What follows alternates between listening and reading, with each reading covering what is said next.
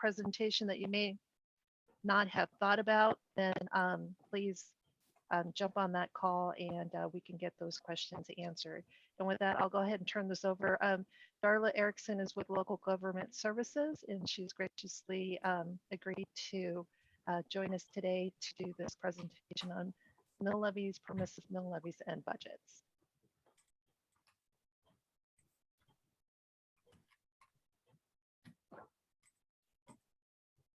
Hi, can everyone hear me? Yes, we can. Okay, I am Darla Erickson. I work for the Local Government Services Bureau. We're part of the Department of Administration.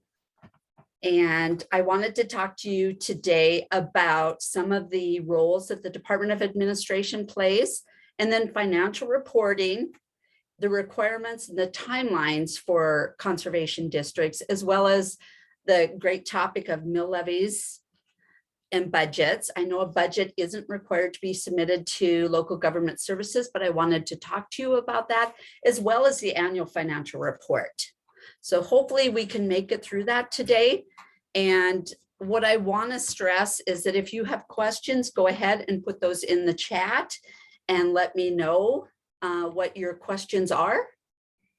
And I'll try to get to the questions. And if not, I'll stay on and answer questions, or you can always contact us directly as well. So we'll cover those things today. And just remember to stop me if I start rambling on and you have questions. I wanted to start with the Department of Administration's role. And what our role is in Montana code is that we prescribe for local governments the reporting requirements, and that includes the annual financial reporting as well as the audits that are coming in to us. I know not all of you are audited, only a few are, but there are some general methods and details of accounting outlined in statute, and the due dates are outlined in statute. I was looking over conservation districts and I noticed that most of you have a June 30th fiscal year end date. There's a couple with December dates. Your annual financial report is due 6 months after the end of your fiscal year. So for most of you, that's December 31st. And for most of you, you can send in different formats, and we'll cover that later in the presentation. And I'll go over what we accept and some of the things that we want you to send in with your annual financial report. Now, an audit is not required unless you receive over $750,000 in revenues. So for a lot of you, if you have like maybe one large project comes through and you might be audited for 1 year and then not audited again. And we do have that as well. We see that in other types of special purpose districts as well. What local government services does is we collect the reports from local governments and the audits, and that's in the state of Montana, that's about 1,300 entities that we are accepting reports for. So I wanted to cover the timelines and the dates for you to remember. So the assessment or the mill levy that you put on, what you usually do is meet with the county commissioners and give them your budget around the first part of June and give your budget to them. And then once you receive the certified taxable valuation from the Department of Revenue, you calculate your mill levy or mill levies and the assessments that you are going to collect in the year. The budget for you is passed by the county. So then you certify your levy to the county, and they need to pass their budget by the first Thursday in September after the first Tuesday, or 30 days after receipt of the certified taxable valuation. There are times when the certified taxable valuation might be later than the first week in August, or you may have a recertification done in your county. And if you do have a recertification and the county decides to accept that recertification, that's where that 30 days after receipt of the certified taxable valuation comes in, because your clock starts clicking at the time that you receive the recertification. And then the annual financial report is due, we talked about 6 months after the end of your fiscal year. So for most of you, that's December 31st. But if your fiscal year end ends December 31st, then it's due June 30th. And unfortunately, if we don't receive your report, there are late penalties. So we encourage all of you to start that report as soon as possible. If you run into some sort of delay or issue, you can contact us. We can provide technical assistance to you completing the report. And in some cases, we'll work with you to try to get that report in. And there are ways that if you get a penalty, we do have a way that if there's circumstances beyond your control, let's say a tornado rips through and your records are destroyed, you might be able to apply for an extension. But extensions are limited in MCA on what we can grant extensions for. But I just wanted to throw that out there just in case it ever happens. Just contact us and we'll work with you. And then if you are audited, the audit is due by March 31st of the next year if it's a federal audit, or if it's not federal, it's due by June 30th. If you have any findings in those audits, any audit findings for something, we collect the corrective action plans, and the auditor will tell you that one is due. And so a lot of times it's a part of the audit, you give it to the auditor and they submit it with the audit, or other times you have 30 days from the date that you receive your audit to send a corrective action plan to the department for our review. Hey, Darla, there was a Yes. there was a quick question in the chat. It was asking if you had meant county commissioners. Not exactly sure what it, does that ring bell to you? Oh, approving the budget. Approving Yeah. the budget is done by the county commissioners, and you meet with the county commissioners when you are working on your budget. They may ask you to come in June and talk about the budget with you, and then the budget that they need to pass needs to include your mill levy. So you need to certify that to the county before they, your board, yes, you would meet with your board, and then probably your board would meet with the commissioners. And then once the board approves your levy, that's when you certify that levy to the county commissioners. Did that clear that up? I believe so. There was another Okay. question here. It just says, that's not true that they request a copy of our budget, but the board set the budget. And then there was another comment in here saying, I think everyone is different. We don't need to meet with the commissioners. And other people are agreeing that they don't meet with their commissioners either. Okay. Okay. You never meet with the commissioners on certifying your levy. You just take that into them.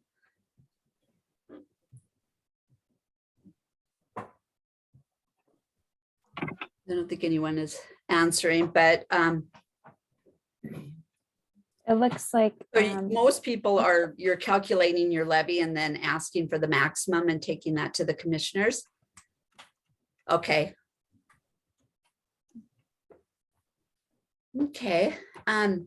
The place where you can find your annual financial reports and things like that is on the Department of Administration Local Government Services Bureau website. So I'd encourage you to just bookmark this site for easy access. And we'll go through a little bit more in the presentation, and I'll go through more of the tools and templates that we have available for conservation districts as well.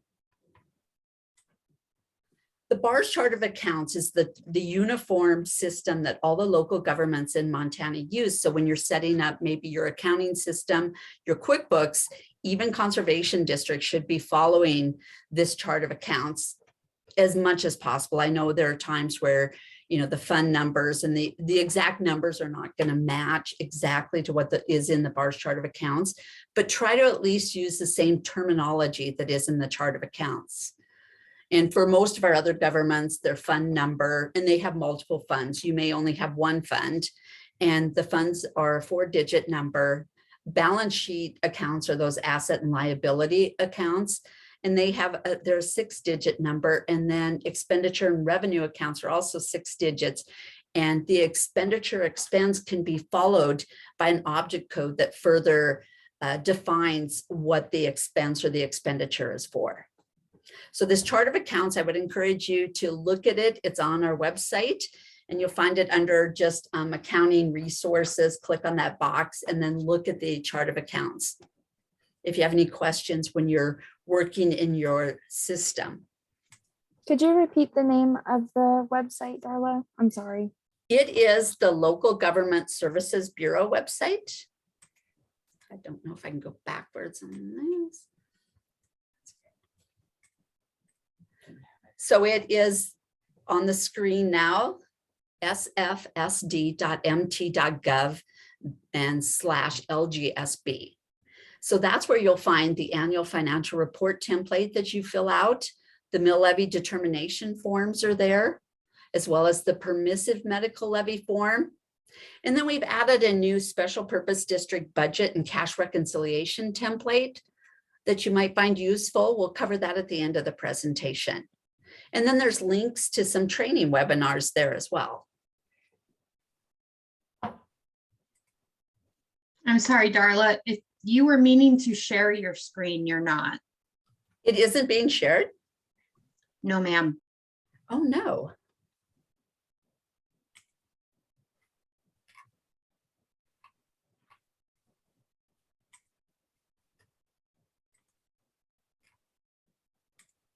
Can you see it now? Yep, we can see your slideshow. The slideshow. Okay. And that is where, this is the page where on our website is. So you can see at the top, the Local Government Services Bureau website.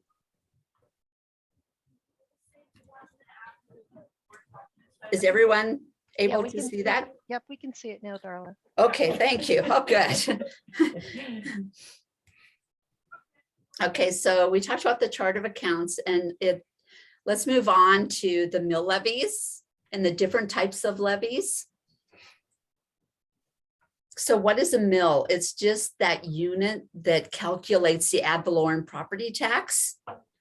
And that unit or the mill is multiplied by the certified taxable valuation, and that's what generates the tax revenue.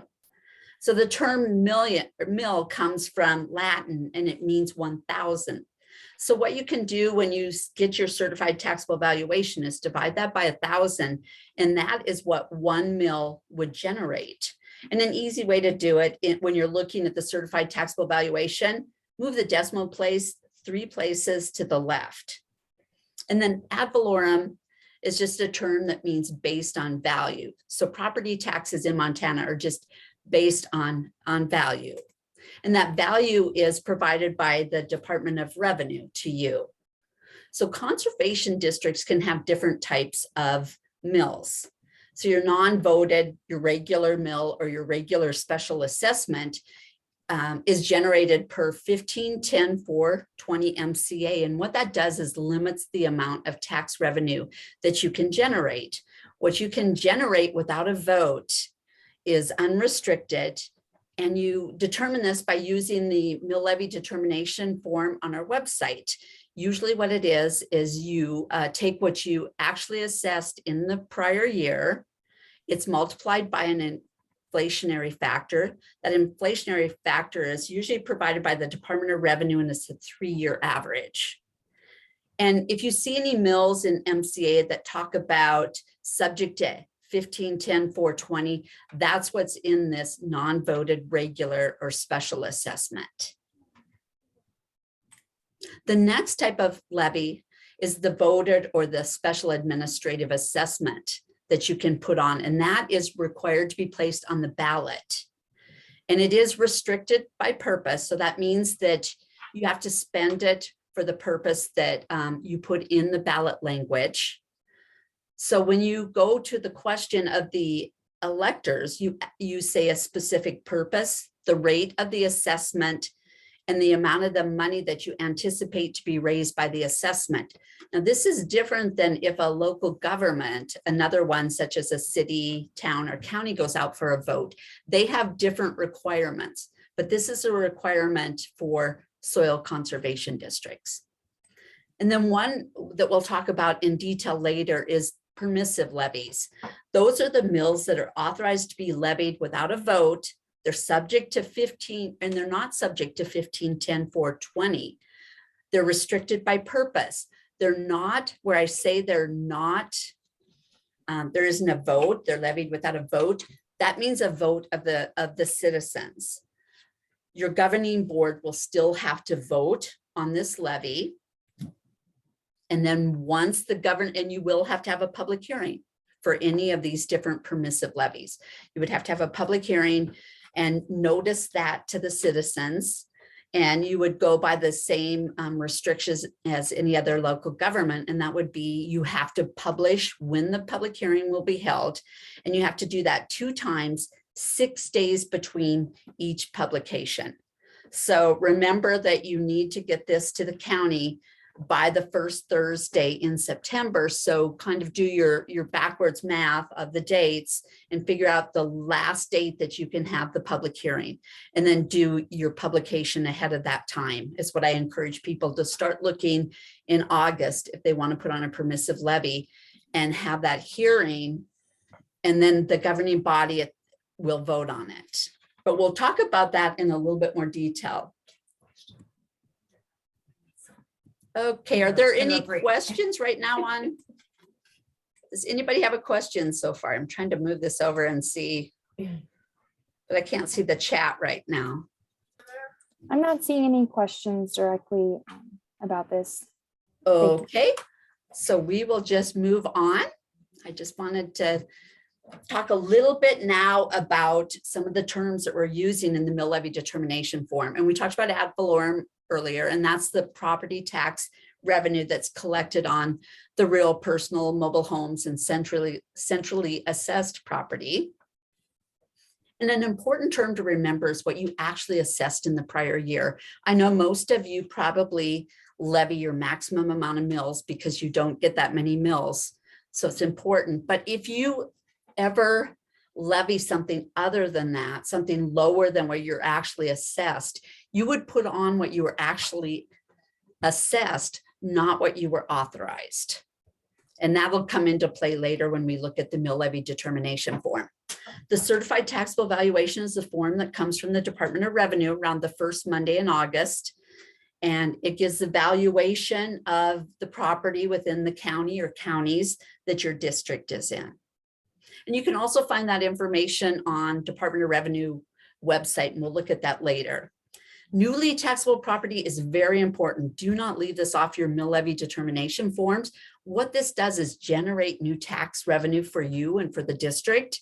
And then you get to continue taxing that in the future years. So we had one town that wasn't putting on their newly taxable property. They were not putting it on their form, and they lost a lot of revenue by not doing that. Because by the time they noticed it, recalculated their forms, it would have been a hardship on the taxpayers to all of a sudden put all of those mills back on. And it's easier to go slow and steady, we know, with a little bit of a tax increase instead of 1 year just doing a giant leap. So the current year authorized levy is when you fill out the form, that's what you're authorized to levy according to 1510-420.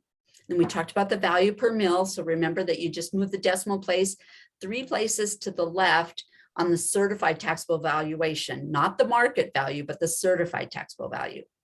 And carry forward mills are those mills that if for some reason you didn't levy your authorized maximum and you left mills behind, you could levy those in a future year. So the mill levy determination form asks you to put how many mills you've levied, how many are you levying. If there's a difference, it will calculate the carry forward mills for you that you didn't levy, and you can levy in a subsequent year. So this Hey, is Darla. Oh, yes. sorry. There was just a couple of questions in the chat. Someone from Valley County is asking, their PML meeting is May 18th. Would that be too early? I think this was referencing a couple of slides back. So the permissive medical levy, is that when you're going to have your hearing? Because at this point, you don't have your certified taxable valuation yet. So you won't know how many mills that you're going to put on. So I would actually recommend waiting until after you receive the certified taxable valuation and you know how many mills you want to generate for the permissive levy. And then the other question was just asking, how do you find the new taxable property? The new taxable, the newly taxable property will be on the certified taxable valuation form from the Department of Revenue. And we'll look at that form in just a second on a different slide. That was all. Thank you. Okay, no, that's good. Thank you. Thank you. Darla, I had somebody ask, it says that it's a little difficult to see your screen because it's on a presenter's screen. Is it possible, they said that unless that's the only screen that you have and you have notes on it, is there a way to hide the presenter's view? There is, if she doesn't need those notes. There you go. Is it different now? Yes, ma'am. All right, this is what I'm looking at that. And that's what I thought I was sharing with you. So is that better, everybody? I guess so. Yes, Thank you. it's better. I did practice this sharing my screen and it works so well in practice, but it's not working here. I'm so sorry. But when you're going to calculate your mill levy, you have to be careful to keep track of your prior year levy determination form. That's a really important form. And so you need to put that in a safe place. And then you need the current year levy determination form that you'll download from our website. And remember, every year you have to get a new current year levy determination form because the inflationary factor changes. And then the certified taxable valuation information from the Department of Revenue. So you can find that on our website. So this is the certified taxable valuation information that you will receive from the Department of Revenue. And if you look on line 3, it lists the newly taxable property. So you have your market value as the first number, and then the total taxable value is the next number, and newly taxable property. And so that's the number that I tell you is new taxes to you. So don't forget that number. So in this case, the certified taxable valuation is 8 million. So if you divide that by 1,000, that would equal 8,000, and that's what 1 mil would generate. And another thing to remember is when you're using the certified taxable valuation, it's not for the fiscal year, it's for the tax year. Certified taxable value is for the tax year, which is typically a year behind your levy comp form. So in this case, we just calculated the fiscal year 2022 levy, but we used the fiscal year or the calendar year 2021 certified taxable valuation. And think of it this way, is in August and September, you're calculating your levy. What property tax bills are going to go out in November? So that's going to be the 2021 tax bills just went out. So that's the certified taxable valuation that you're using. So I hope that helps. Just kind of remember that.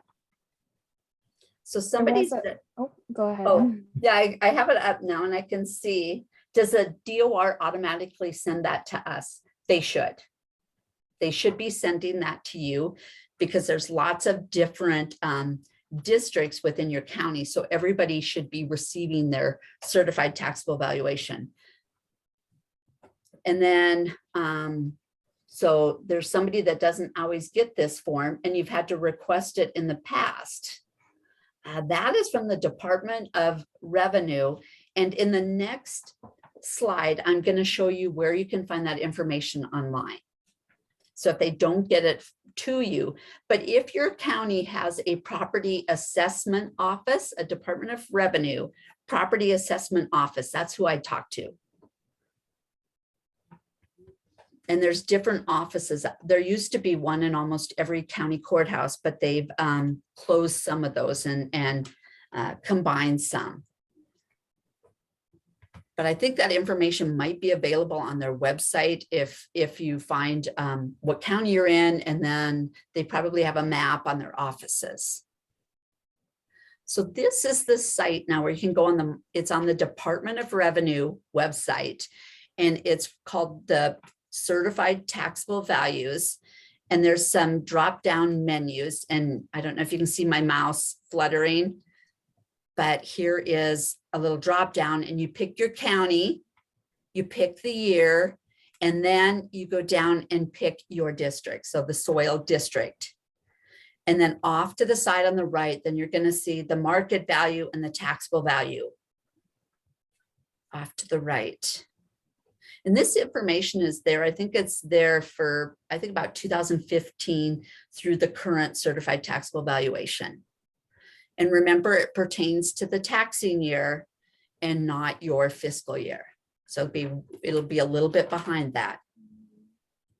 So you start by searching your county, the year, the taxing year, and then your district. So this is the mill levy determination form. And this is where the form that you want to download every year. Remember, up at the top, it's for the fiscal year. And the number that you use in this first line is what you actually assessed. And I can't stress that enough, actually assessed. It's not what you were authorized. If you leave mills behind, it's what you actually assessed. So it will be the bottom number from the prior year's form. And you input information into the yellow cells. There is a toggle back and forth on the reference line that would take you to the instructions. Darla, I have a question. Not all districts fill out these forms, and so they may not have the actual assessed in the prior year to put that number in under line number 1. Is there the a county place- doing it for them? I think some counties do. Okay. But I wonder if there is a location online that they would be able to find that information.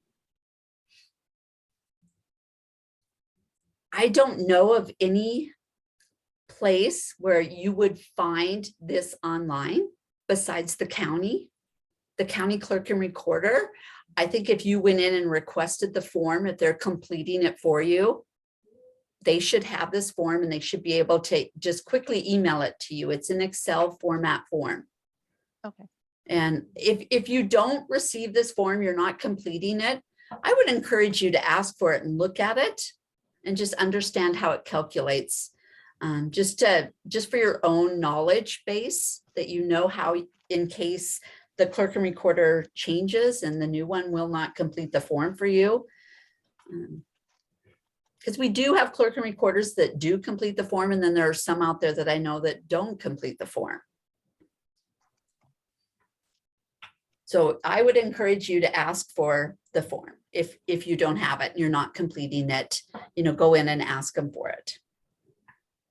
So they would be filling in what was actually assessed, what they actually assessed, and they get that information off the prior year form. And hopefully, you'll get that in the future and you'll know what that is.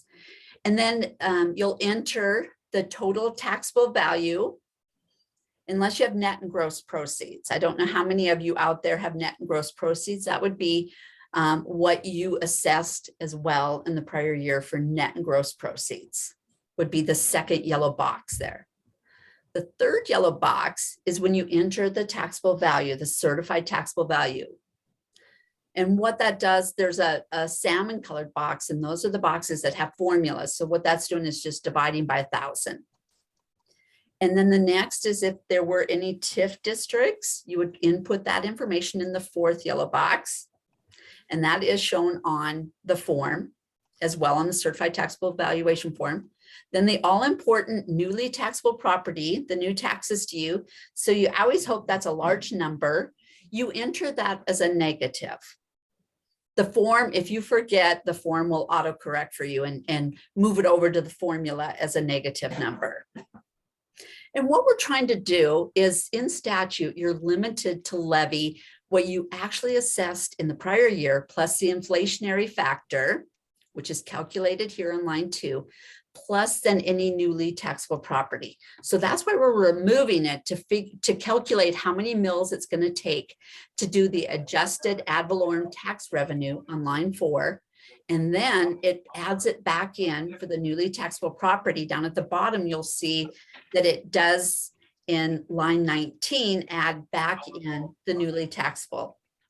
So it's your inflationary factor plus any newly taxable property, and it will tell you how much adjusted taxable value per mill is here on a line, and then your current year levy is on line 11, and then the amount that that's going to generate. The next important one is you put in any carry forward mills. So if you had carry forward mills, the way you'd know that is if there were a number in the box at the bottom of the page. If you're levying your maximum every year, you will not have a carry forward mill. That's only if for some reason one year you didn't levy your maximum amount you could. And so the form from year to year will keep track of that for you. The next box, the yellow box, is you put in how many mills you plan to levy. And for most of you, that would be the number in row 11 here, the maximum amount you can levy for that year. And if you had any carry forward, if you wanted to put those on, you could, you don't have to. They would stay there until you use them. But at the bottom is just a recap on this form. And I would encourage you, if it's one of your first years filling out this form and you need assistance, go ahead and call us and send us the form. We'll look it over. We'll walk you through it. We have technical assistance accountants at local government services that are here to provide technical assistance to you. So don't hesitate to reach out to us if you have questions on your financial reporting or calculating your levy. The levy you do once a year. So we don't expect you to memorize all of this, and we're here to help. If you want our help, just reach out. There's information at the end of the presentation on our contact information as well. So that is the mill levy determination form. And let's break it down again and look at it. This is just in pieces, and we'll talk about it again. I think it's one of the most important documents that you're going to do in a year. You just want to ensure that you don't over levy. So in line 1's the prior year that you actually assessed in the prior year, then it calculates the inflationary factor. The next one is you put in your newly taxable Hey, property. Shirley. So on this Zoom, we don't.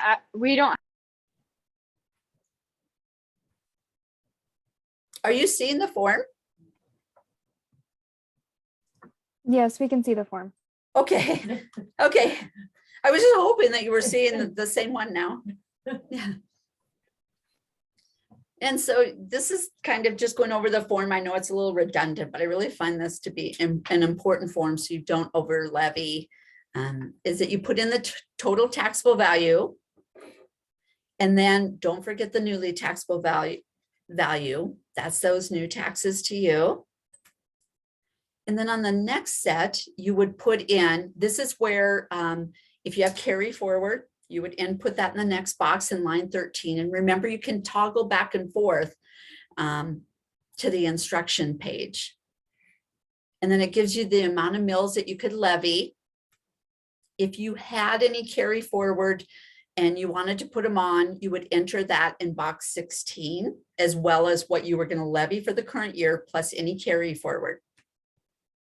And in 17, row 17 is the amount of tax revenue that you can actually assess in the year.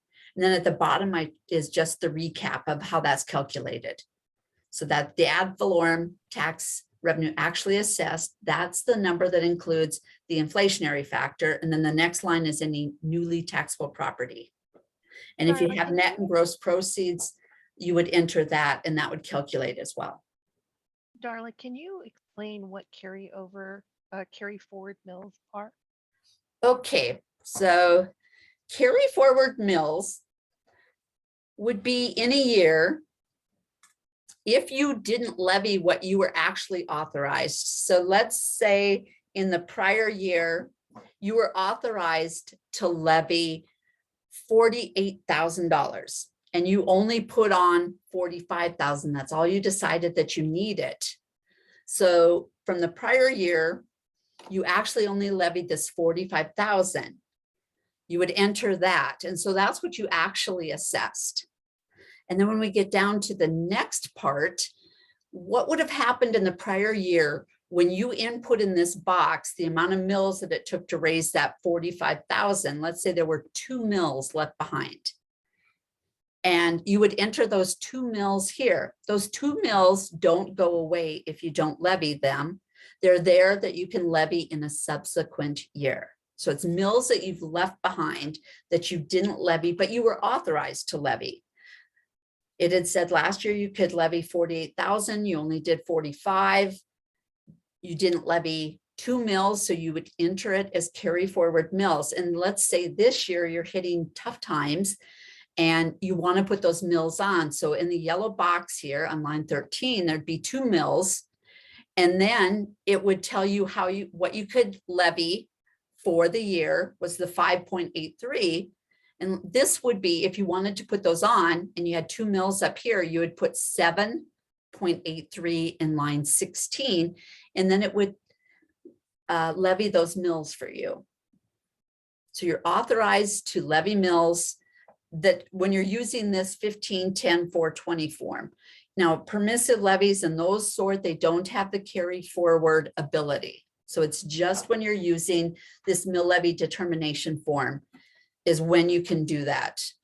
Let's say when you're calculating your permissive levy, if you don't levy the maximum for the permissive levy in a year, you don't get to levy that in a future year.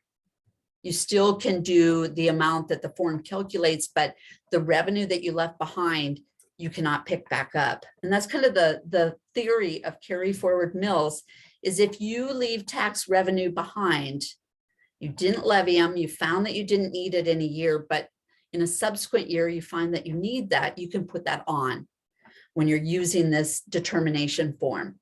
But the important thing to remember is that you put in the lower amount that you actually assessed, not the full amount that you were authorized. So in this first line, you wouldn't put the 48,000 that you were authorized, you put the lower amount. So that's leaving behind some tax dollars on this form for you. And so that's where you calculate them. So the prior year's form in this bottom row here in 22 would have 2 mills in it. And that's what you would, when you fill out line 13, you would put those 2 mills there on the full form. So we'll go back and look at it this way, and that would be right here in this line 13. Does that kind of explain carry forward to you? There aren't that many entities that leave behind mills, but Well, some do. Yeah, conservation districts are supposed to request the maximum mill levy per year that they are authorized to assess. So I don't know if they necessarily do have the carryovers. So I was just curious what that actually meant. So thank you. And I think years ago, you were limited to 1.5 mils.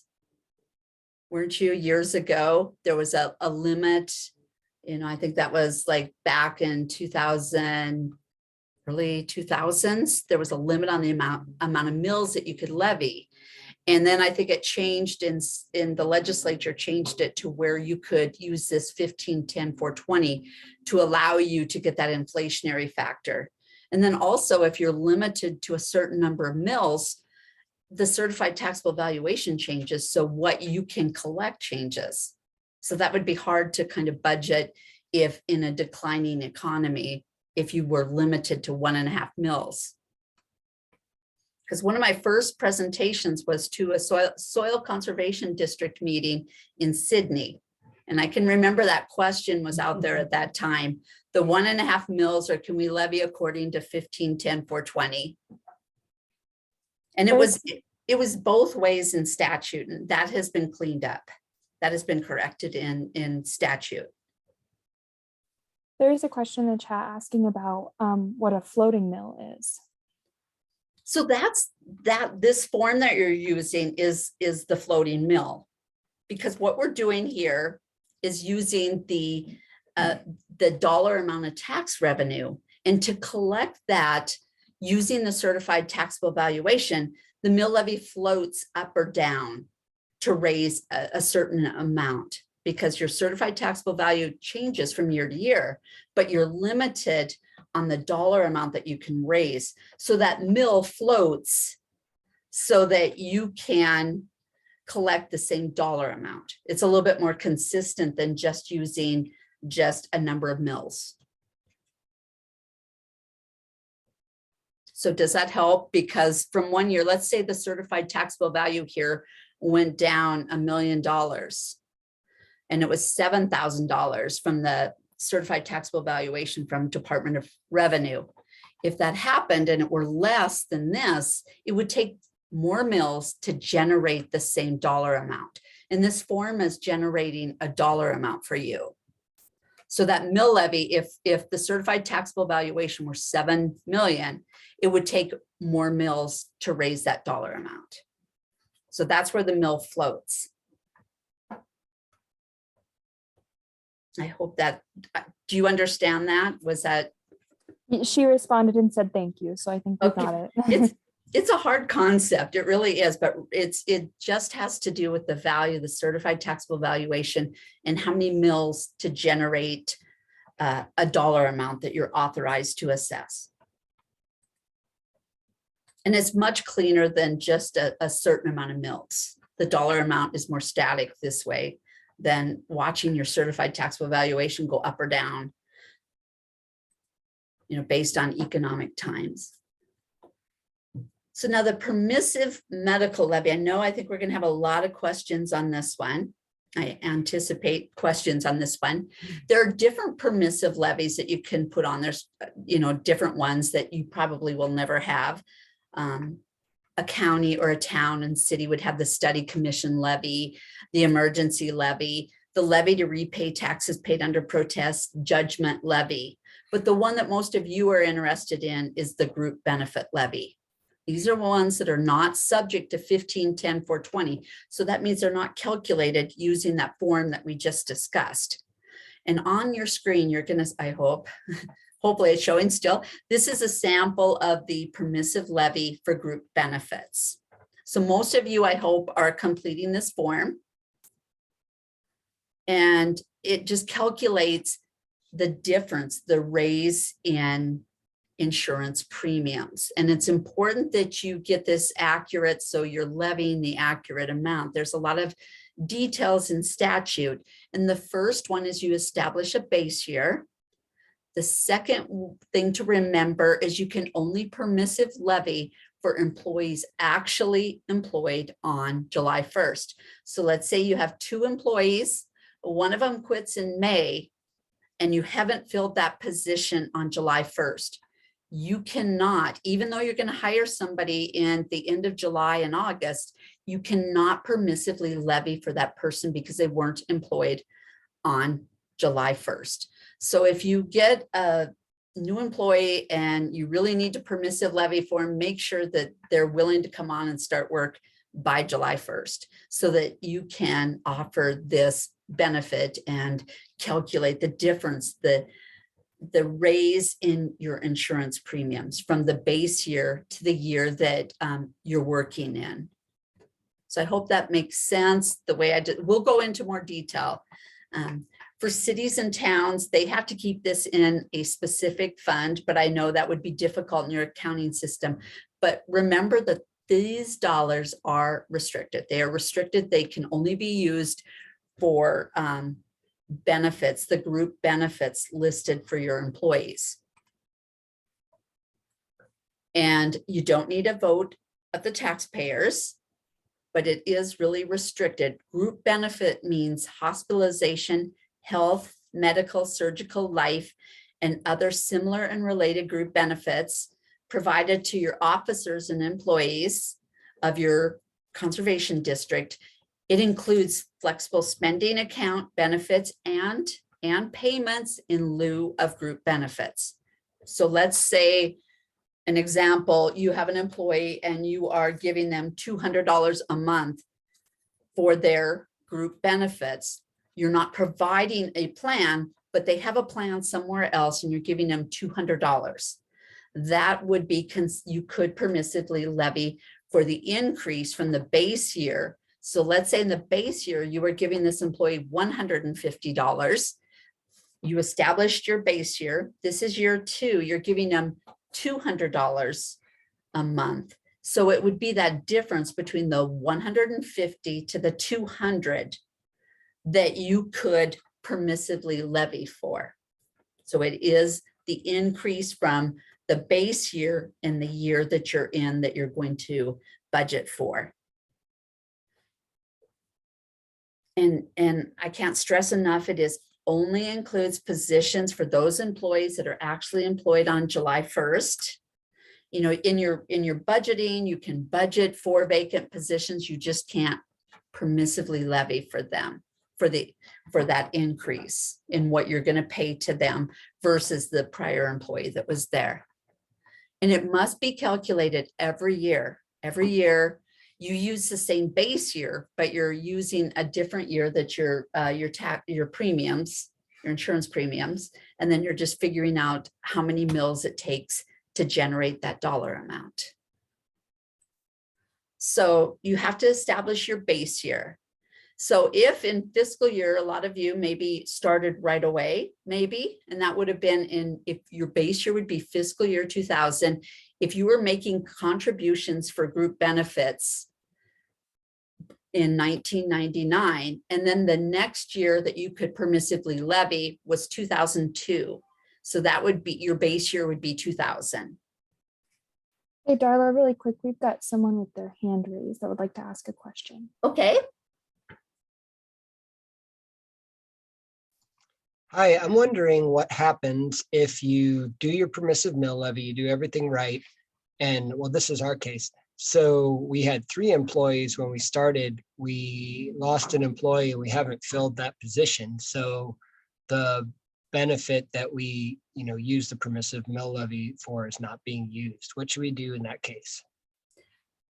You would just reduce your next year's, the amount that you would need for the next year. Would we reduce it back to so we went from 3 employees to 2 employees. Do we reduce it back to the 2 employees?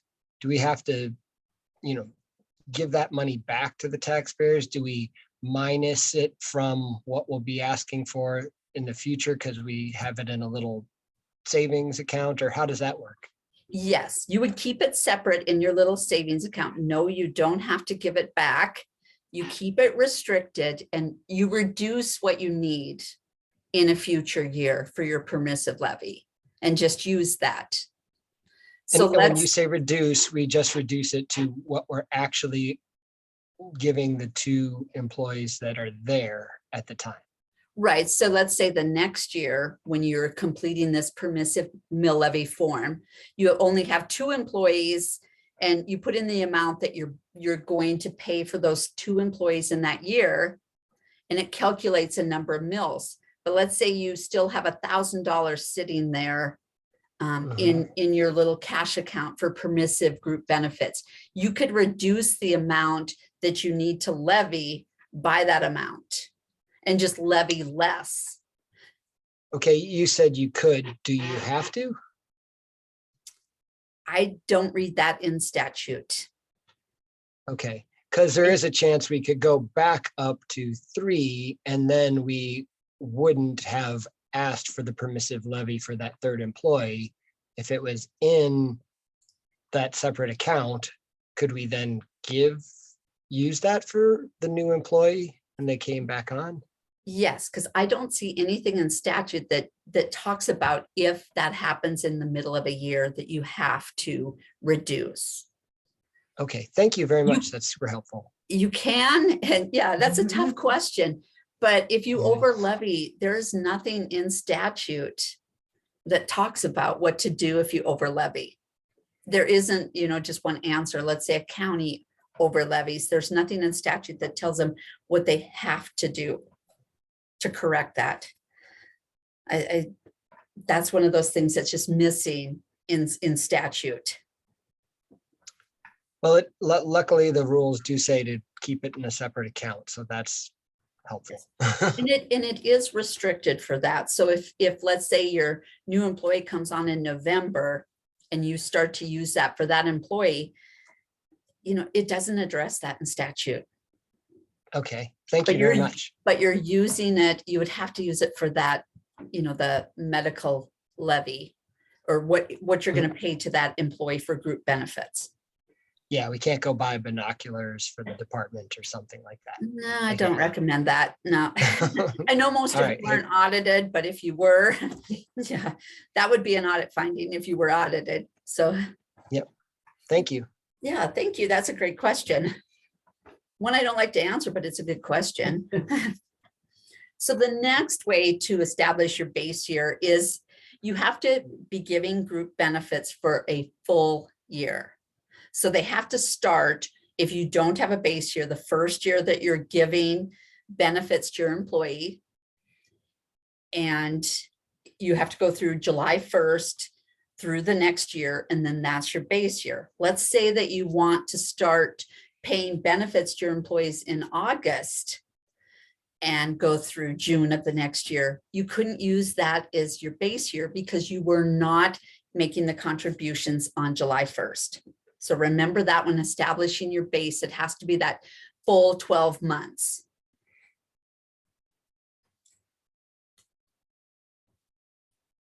So let's say you've been paying benefits for a while, just a while, let's say 5 years.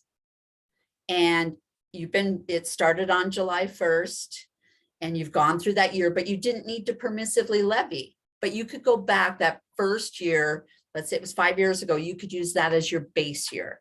As long as you were making those contributions on July 1st, then you can use that. But once you establish your base year, it doesn't change. It's permanent. And it's usually in your best interest to not use a different year for your base year. Usually your base year is, a few years back. And if you're giving insurance benefits, they were lower at that time of your base year. And even if you stop permissively levying, your base year does not change. So your base year just continues on. So here is the mill levy form that you use. You can find this on our website. And if you're completing this and you want assistance, don't hesitate to reach out to one of us. We'll walk you through the form. We see a lot of them in a year where you see one in a year. So it's easy for us to complete it. And I know for you, you have to read the instructions and think about all the details, and we'll know the questions to ask if you call us and ask for assistance. It's the same sort of form where you can toggle back and forth to the instructions, and you just click on the link to go back to the instructions, and it describes the information that you need to input in that year. The base year, remember, you fill in your base year, you put in the dollar amount for the year, and then the next thing you input is the number of employees that you had at that time. So for the year that you are budgeting for, this doesn't mean the dollar amount you're budgeting for, because we have to remember it has to be for that number of employees employed on July 1st through June of the year when you're calculating this, and it's a number of filled positions and the amount that you're going to pay for them. And what the form does in line 3 is it determines the difference between your base year and what the increase is. So it breaks it down by per employee and then what the increase is per employee. When you input your certified taxable value in line 4, what that does is just determines how many mills it's going to take to generate the dollar amount in line 3. So that's what this form is just doing. It's calculating the number of mills that it's going to take to fund that increase between your base year and the year that you're going into, in the fiscal year that you're going into. Darla, there is another question in the chat asking, does it have to be a physically different bank account, or can it just be a different line item in the COA?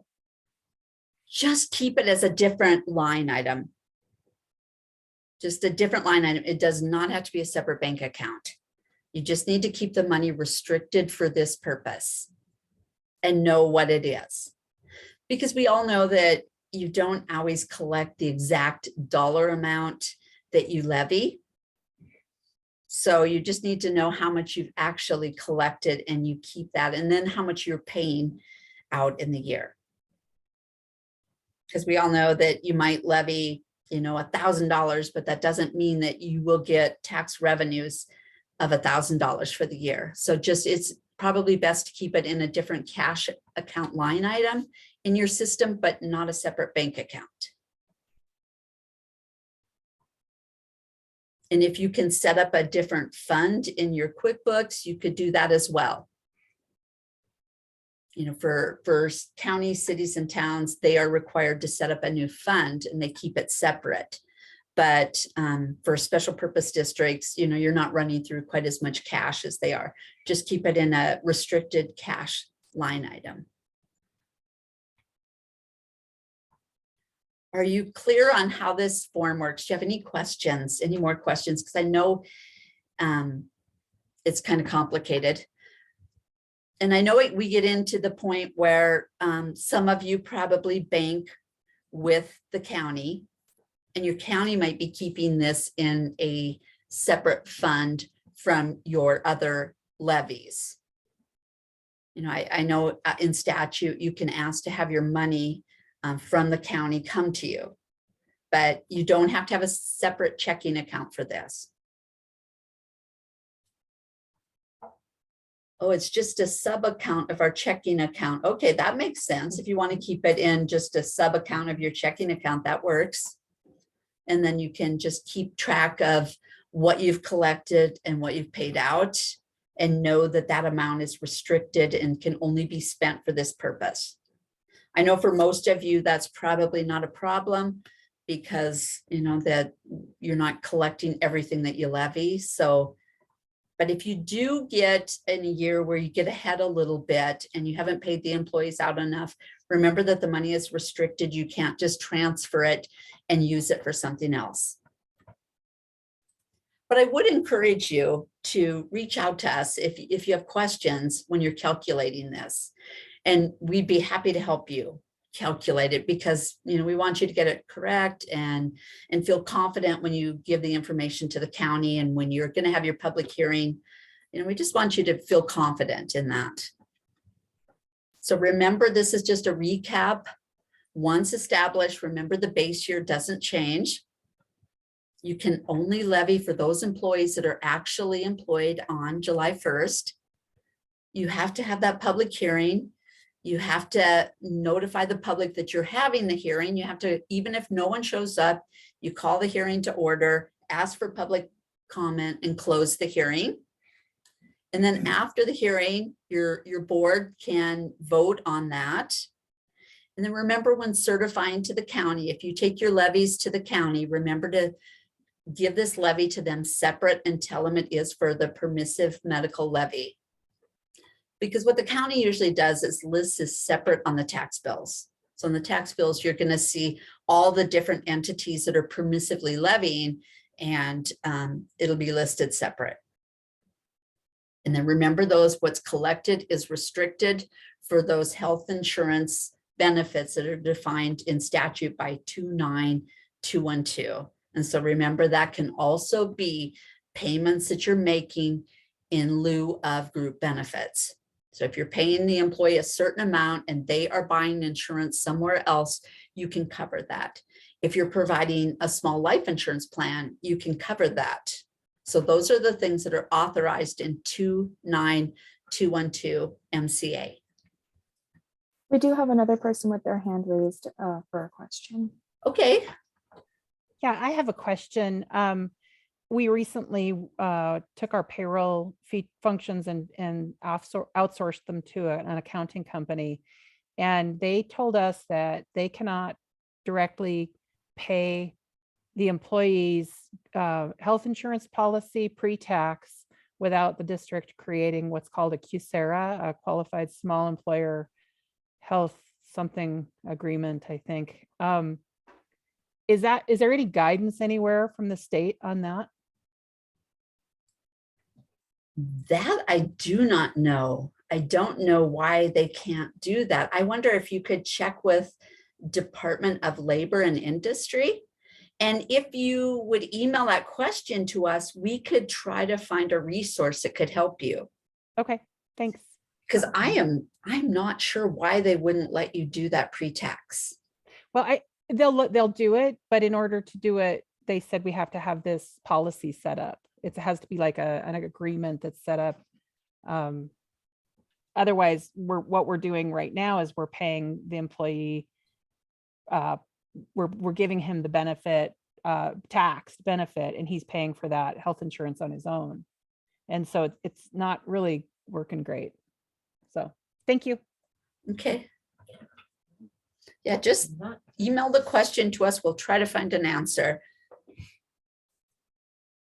Okay. Are there any more questions on levies before we move on? We're here. We have plenty of time. So if you have a few questions, go ahead and fire them. There is one question in the chat. She just, well, I guess not a question. It just said, I'd be curious to know what you find out about that agreement, Chris. And then someone else mentioned that theirs is not pre-taxed either. So Okay. other than that, I'm not seeing any other questions. Okay. Okay. Let's move on to, I know that you don't submit a budget to the Department of Administration, but we did come up with a template that I think some of you could use that would help you reconcile your cash as well as show you where you're at in your budget throughout the year. Darla, Hey, Darla, I spoke, whoops.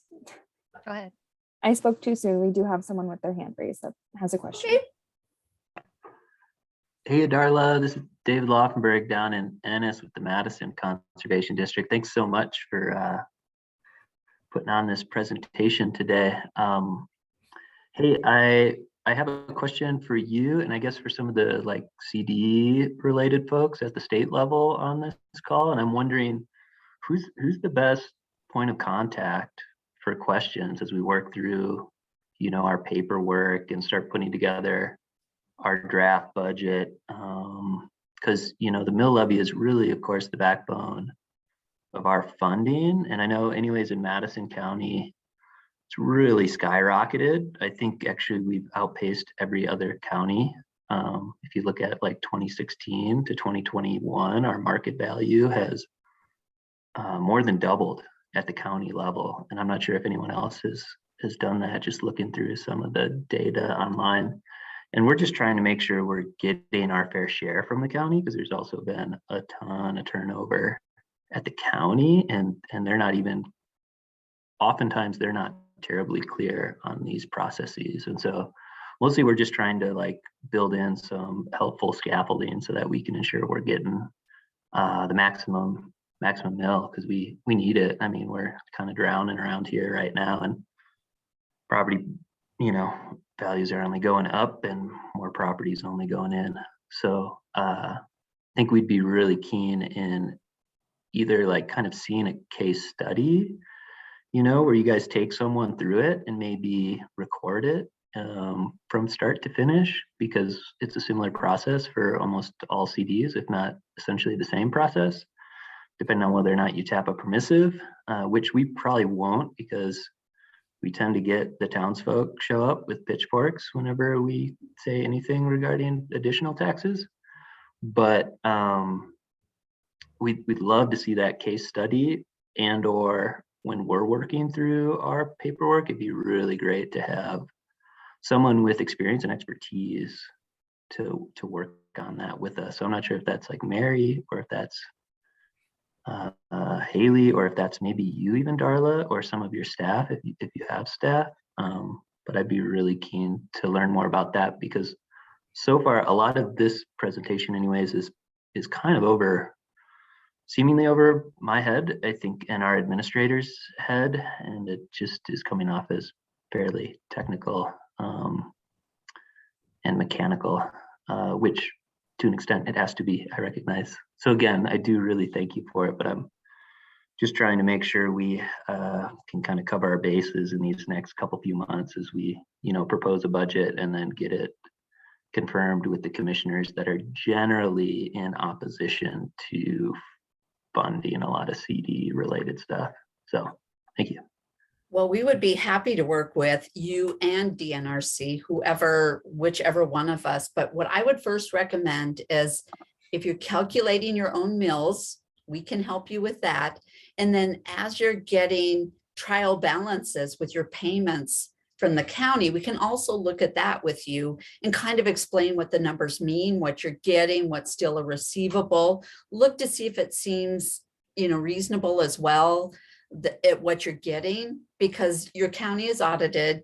So hopefully people are looking at the way they're distributing their levies. But we would be more than happy to help you read those statements that you're getting from the county every month and see if you're getting from what you have assessed, what you're collecting, and if it seems reasonable. And then, through your budget process, we'd be happy to help you with that as well, and look through what you're spending, what you have, what's available to you, and if you have plans to purchase equipment, we can talk about that and help you draft some kind of plan for capital asset replacement, so you put a little aside every so often, or, we'd be happy to help you with that. And we're available anytime. You just give us a call. And, if Mary wants to work with us as well, we'd be happy to do that. Oh, that's great. Anytime Thank you have a Darla. question, We'll reach out. yeah, just reach out to us. You can email us, you can call us, and, we'll work with you. We'll look at the county, look at what they're collecting. We can tell you what the county audit says as well, if they have any findings in that area, if they're having any struggles, we can work with you on that. And Yeah, that'd be great. That'd be super useful. I think what we're seeing sort of at the county level, and I also serve on the planning board for Madison County, so I see the magnitude and pace of change and growth, and I also see the commissioners making decisions that are just acting like we're still in the 1950s when things are changing so very quickly. They're having a very hard time scaling up. For instance, in the planning office, we only have a clerk currently. We don't have a director, we don't have a planner, we don't have a technician.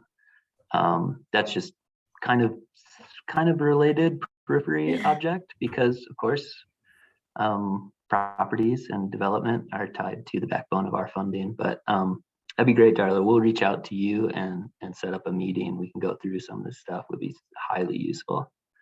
yeah, and change is hard at the county level. It's really hard for them, to get on board sometimes with changing to the times. Yeah. People are elected for different reasons, and they come in, and then the job is sometimes different than what they anticipated, especially in Yeah. an area of growth. A lot of times committees can try to hold back that growth instead of going with it. Yeah. And maybe they're fearful to hire a director and lose their little bit of control, or the control they think they have, but it's happening. Right. Yeah. Right. In the planning, it would be nice to have a director that were there and helping through the planning process. Mm-hmm.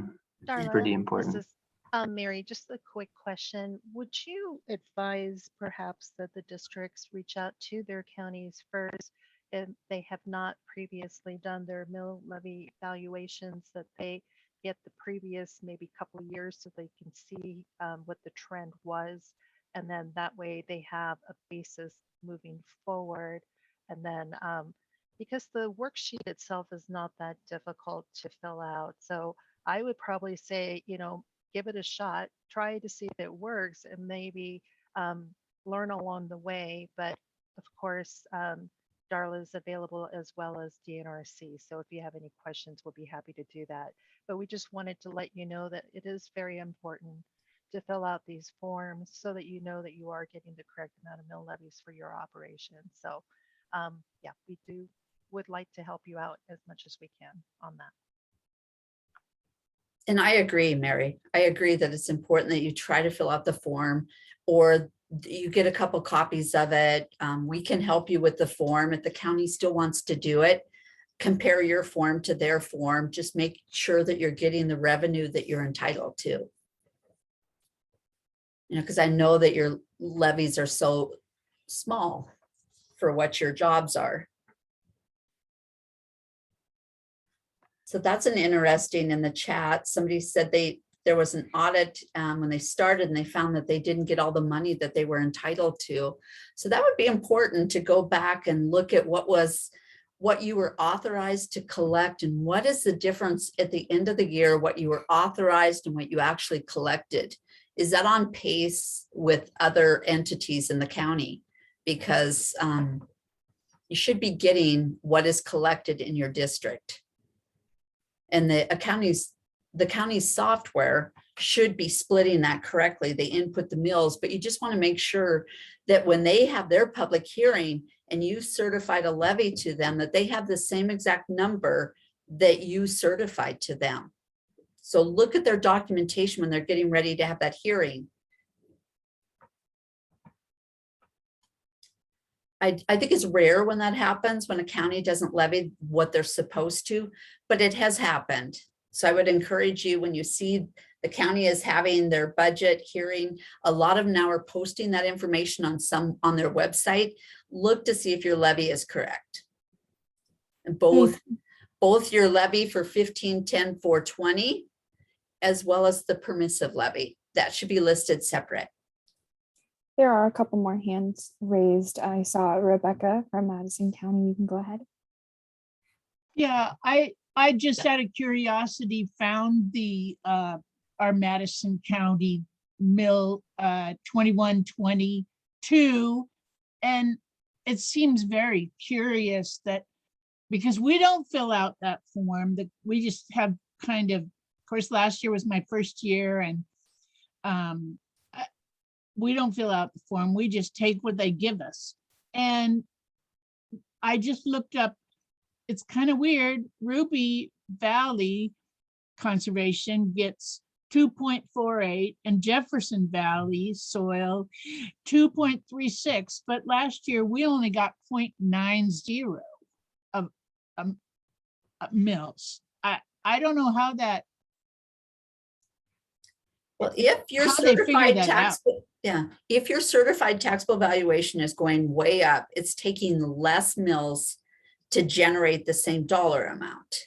So look, when Okay. you're comparing the number of mills, could also look at the dollar amount just to see if that dollar amount has gone up. It should be going up every year that you're authorized to levy. It should go up at least by the inflationary factor at the very minimum. But then if your county is growing, you should have a lot of newly taxable property as well. So it could be taking less mills to generate that same dollar amount. That's very helpful. Thank you. Yeah, great Like Dave- question. Well, David and I will reach out to you to help us Okay, figure this out. we're gonna thank look forward to that call then. Thank you. And then I see that Chris has a question. Actually, I have a comment. Way back when I first started in the late 90s, early 2000s, one of the words of caution I have here is if your district has changed its boundaries at all. Our official boundaries exclude the 1948 city boundaries of Helena and East Helena. The county didn't realize that at the time, and so our area was shrinking every time the city's annexed property. And we discovered it, I think it was 2003 or 2004, we discovered that, and it made a huge difference in the amount of mill levy that we got every year. So if your boundaries change, make sure that that's changing correctly. Thank you, Chris. I was actually going to mention that I spoke to Flyhead CD, and they work with their county GIS department just to make sure that if their boundaries are accurate. So that's something that whenever they do go through their mill levy process, that is one of the steps that they take just to ensure that they're not losing any value every year. So I don't know if that's something that Helena or Lewis and Clark County has, or even some of the bigger counties may have something like that. Might be something to look into as well. Yes, I would encourage you to do that. And that's important to see that you're getting what you should and verifying that as well. if you see some major changes in annexations, just make sure that it's accurate. And David, I see you still have your hand raised. I don't know if you've got something to add or. I don't, sorry, I just got to put it down, I guess. No, that's okay. Just wanted to make sure. Thank you.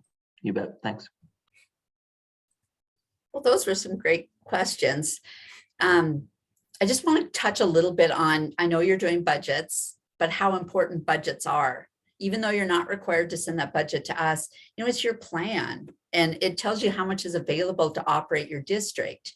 And then, you know, it shows your taxpayers as well, how your district is functioning, what your services you're providing. So it makes you a little bit more transparent to them and gives them some understanding. And then it also helps you develop that plan for your future spending if you want to put money aside for some larger project. So remember to put that in as well in your budget. If you're trying to save for something, you know, how can you do it? You know, dollars are limited, but when you get to that point where you need to replace a pickup or some sort of piece of equipment, if you started planning a while back, it would be easier to do it that way than to react at the time something goes wrong. So if you need help establishing some sort of capital plan, give us a call and we can kind of walk you through that and see what it would take to get there. So we talked a little bit about the annual financial report and the due date of that and how important it is to get it in on time. We don't want your late penalties. We don't want to assess those. So we just want your report on time. So remember, 6 months after the end of your fiscal year, December 31st, for most of you, get that report in. And the template that you use for that, you can use our template, or you can use your QuickBooks, as long as we'll cover some of that in just a second. But I want to ask, how many of you are using some sort of fiscal year-end checklist that just is a reminder of those activities that you have to do at the end of the year, where you reconcile your cash? I hope you're doing that monthly, but you know, if not, at the end of the year, spend that extra time, get everything reconciled. Also, it's important to look at your taxes receivable. We talked about that a little bit. Look at the county reports, look at what they've collected for you, look at what is still in receivables at the county. Do you have any inventory that you have to adjust it at the year end? Any capital assets that you bring on a capital asset, you delete capital assets? Those are those items that the costlier items that you're depreciating. So look at those. And then do you have any due from other governments at the end of the year that you need to book? Maybe it's a grant that hasn't come in yet. You put in a draw for the grant, you haven't received the actual dollars. Do you have to show a due from other governments at the end of the year? And then any liabilities that you have, if you're showing principal and interest payments at the end of the year, do you want to bring down that total amount of your long-term obligation for the principal payments at the end of the year in your accounting software? And then we talk about revenue recognition. That's where if you have revenue coming in that you haven't collected, sometimes you have to show that as a due from. And then look at your fund balance or your net position.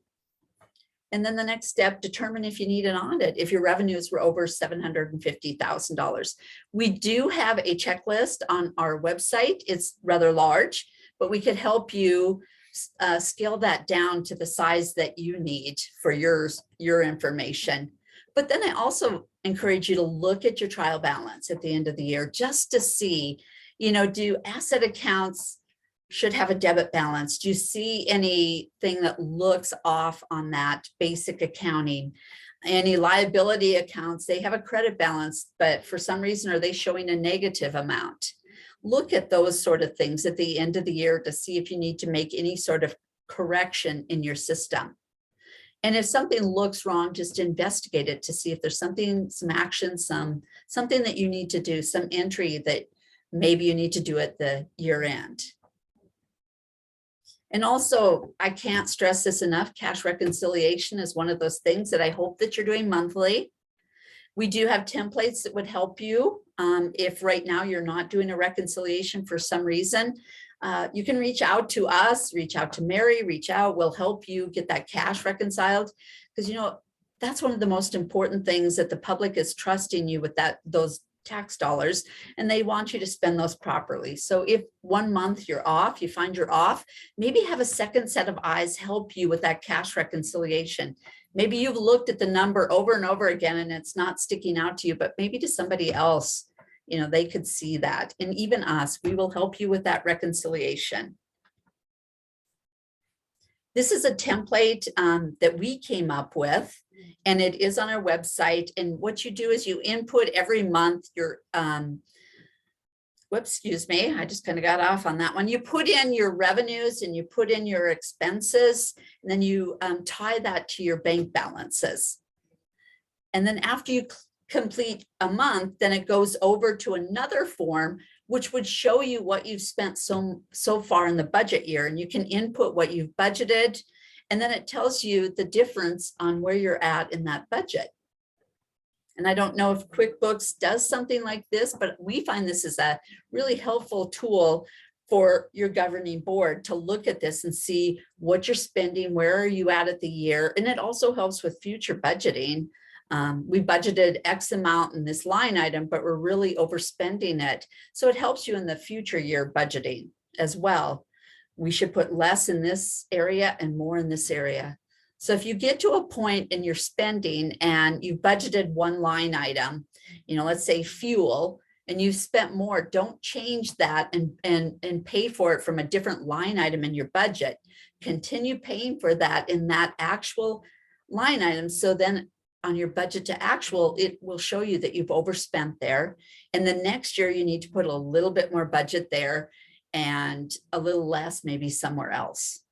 So this is just a tool. You don't have to use it. It's just something that we offer on our website to help you. We're here if you need our help walking you through how to complete the form. So I told you we go over the annual financial report, and we do have an Excel template on our website, and it's a cash basis report. And it consists of certain schedules, the cover page and the filing fee. You want to submit that regardless of what option you're using. The next page is the revenues or your receipts, and then what you've spent or your disbursements. And then the other schedule is your cash balance at the end of the fiscal year. And that should tie to what the cash you're reporting in your bank and then what the county is holding for you. And then we need a schedule of capital assets. That's your equipment, your long-term debt, any new debt that you've received, list that out separately. What that information is used for is to see if an audit is required. And then break out any federal expenditures that you've made. If an audit is required, did you spend over $750,000 in federal dollars? In that case, you'd need a federal audit. The other option of the annual financial report is you can use your audit if you're audited, but just remember to include the cover page in the filing fee form. A filing fee, what that is if you're audited, you pay a filing fee to the Department of Administration. What that pays for is the review of that audit. If you're not audited, you don't pay a filing fee, but we still want the form that shows your revenue. We do have to keep track of your revenues in our system. And then the other option for your annual financial report is your QuickBooks or your software balance sheet and the profit and loss.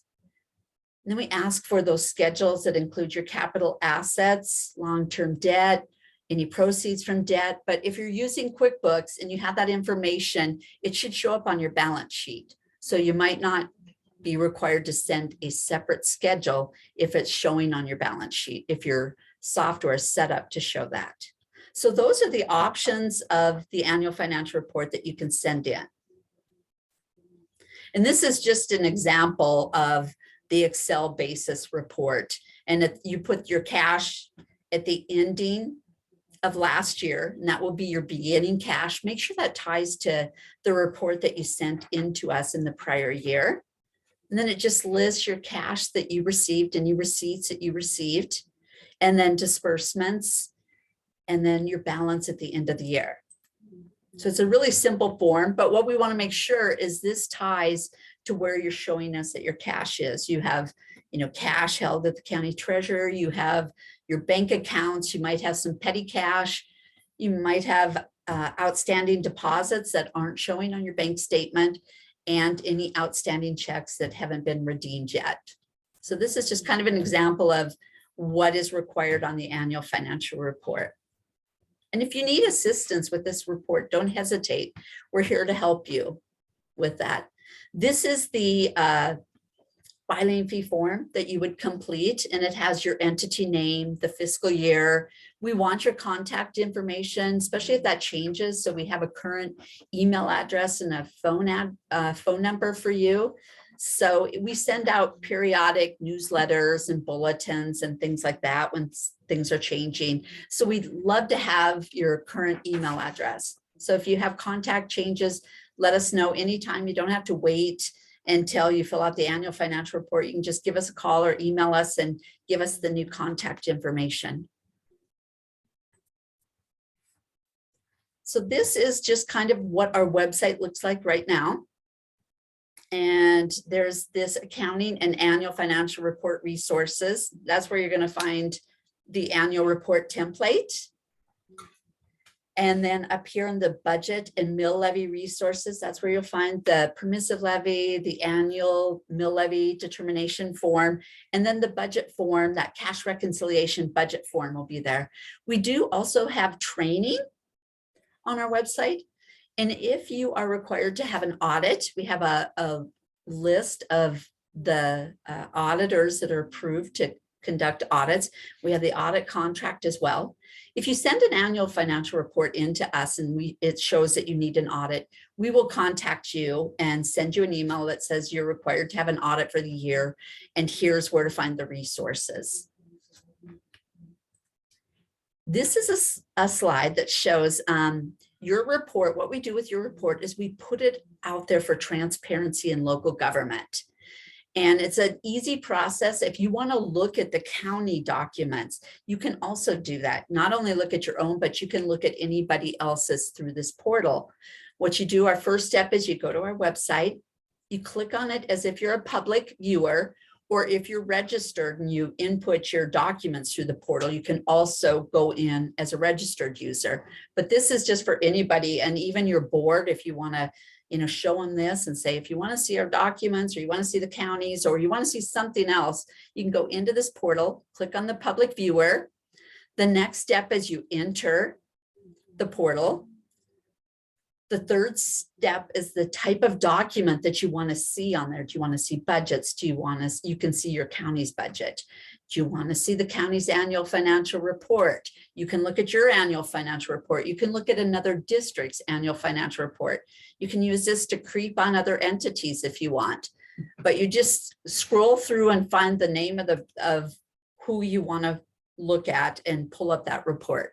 But it's really handy, helpful information. And it does make your report transparent. If you don't have a website, you're not putting your annual report out there, it is here in this site. So if a taxpayer wants to see your annual financial report, you can direct them as well to the site. And I told you I would share our contact information with you. This is our website address, our general email. So you can email that, and then you will be directed to an accountant that will call you back or email you back. And then our phone number, that's our main line that you contact as well. But I would encourage you, if you have questions throughout the year, give us a call. We're here to help you. We're here to supplement the help that you get from DNRC. And we'll work with DNRC as well. They've invited us to attend some of your meetings just as timely questions come up. If around the time that you're calculating your levies, we'll be available on some of your calls to answer questions. And if you don't have any questions, that's okay as well. But I want to thank you for taking the time to listen to this presentation.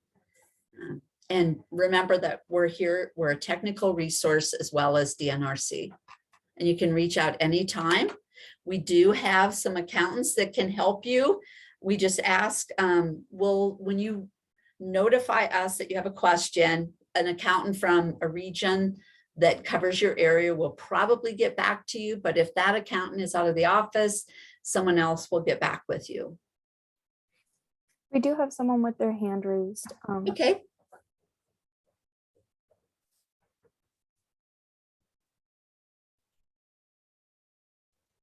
Brian, you're muted.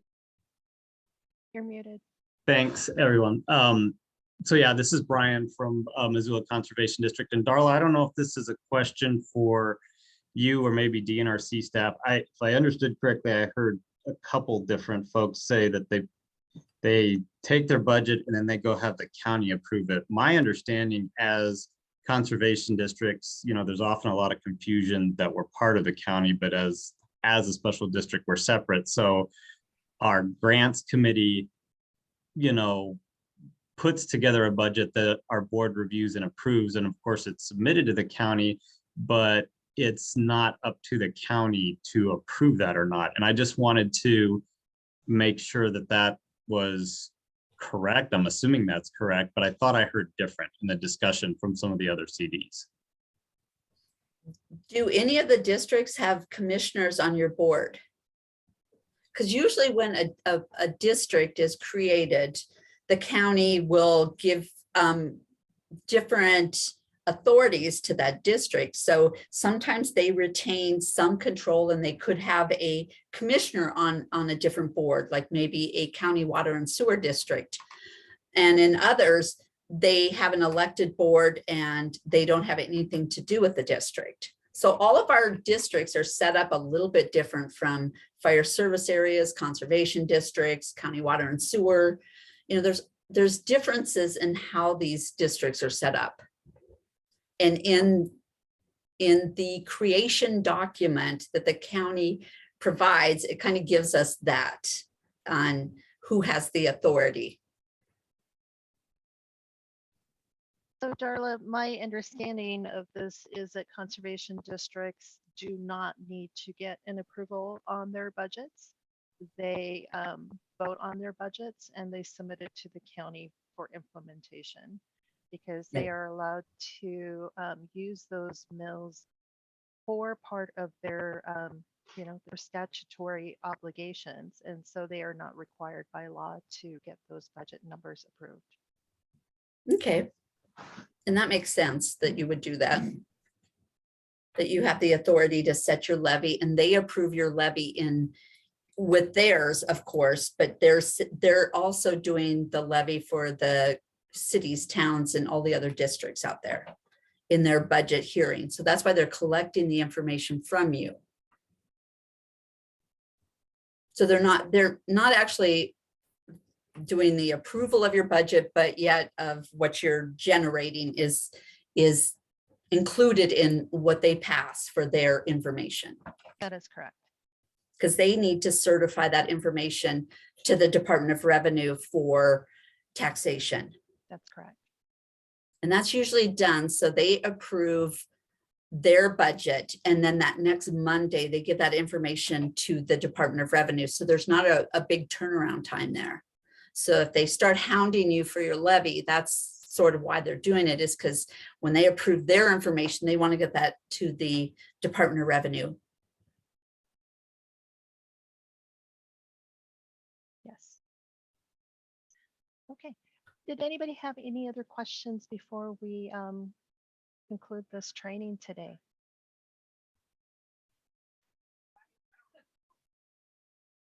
As I mentioned at the beginning of this training, Darla has graciously accepted coming into the EO roundtable, which is April the 20th at 10 o'clock.